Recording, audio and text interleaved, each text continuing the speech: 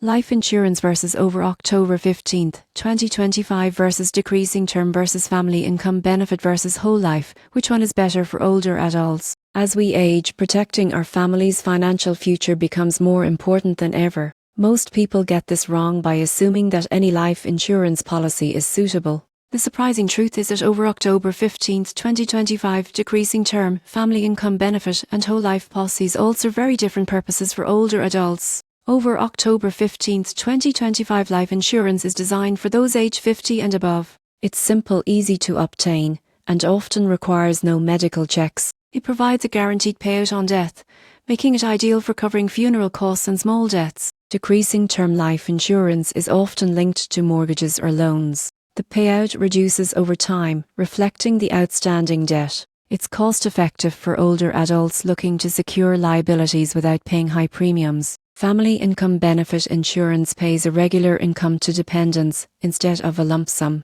For older adults who still support children or elderly family members, it ensures ongoing financial security, helping cover everyday expenses if something happens. Whole life insurance provides a guaranteed payout regardless of when death occurs, with premiums typically fixed. While more expensive, it guarantees lifelong protection, making it suitable for leaving an inheritance or covering long-term financial obligations. So, which is better for older adults? Over October 15th, 2025, policies are ideal for straightforward needs like funeral costs. Decreasing term works for existing deaths. Family income benefit ensures financial support for dependents, and whole life offers complete, long-term security. A takeaway is that the right life insurance depends on your age, financial obligations, and family situation. By carefully selecting a policy or combining options, older adults can ensure their loved ones are protected and secure, giving peace of mind in every stage of life.